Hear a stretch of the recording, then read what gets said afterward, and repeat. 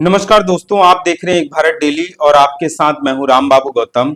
रायबरेली में राहुल गांधी की तरफ से जो बयान दिया गया था उसको लेकर के बहन जी ने इस बार सीधा और डायरेक्ट हमला राहुल गांधी पर बोला है। भारतीय जनता पार्टी की बी टीम बताकर राहुल गांधी ने एक तरीके से बहुजन समाज पार्टी के वोट बैंक में, बेस वोट बैंक में जो सेंध लगाने की कोशिश की थी उसको लेकर के इस बार बहन जी की तरफ से बहुत करारा हमला बोला गया है। लोकसभा चुनाव के पहले ही कांग्रेस पार्टी और दूसरी विपक्षी पार्टियां जिस तरीके से बहुजन समाज पार्टी के लिए माहौल बना रही थी, बहुजन समाज पार्टी के खिलाफ में, बहुजन समाज पार्टी के बेस वोट में सेंध लगाने को लेकर के, उसमें काफी हद तक वो पार्टियां सफल भी हुई हैं।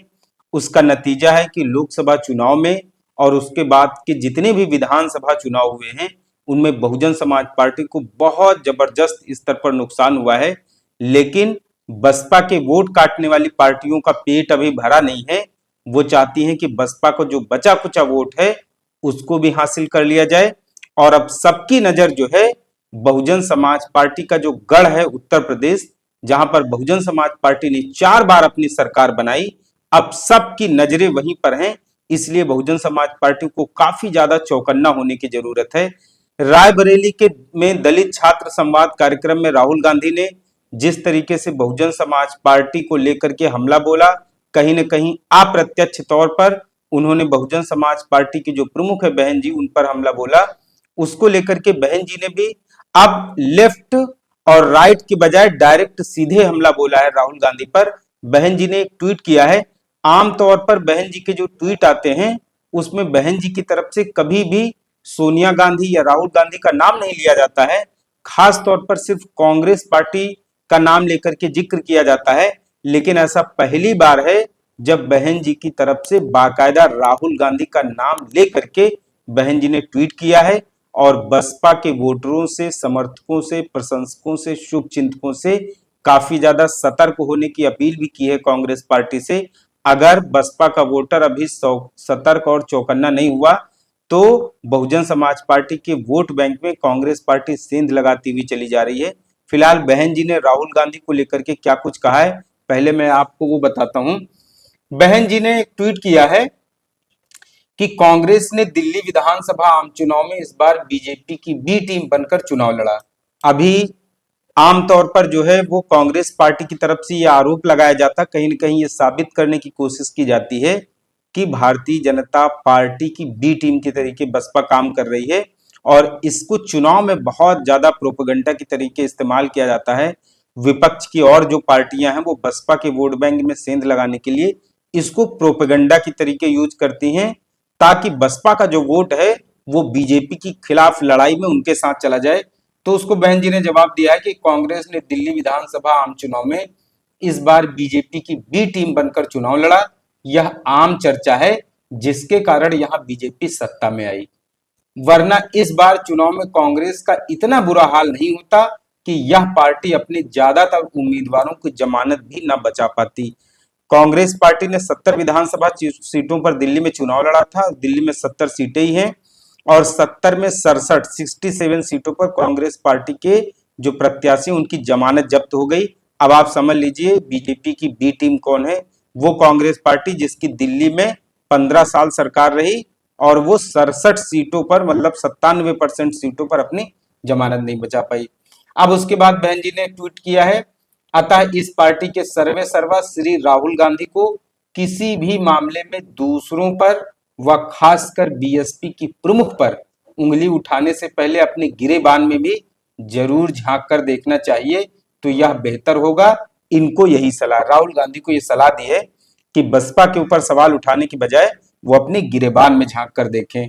उसके बाद बहन जी ने लिखा है कि दिल्ली में बनी हुई नई भाजपा सरकार को यहाँ चुनाव में खासकर जनहित व विकास संबंधी किए गए अपने तमाम वादों को समय से पूरा करने की चुनौती है, वरना आगे चलकर इस पार्टी का भी हाल कांग्रेस जैसा होगा।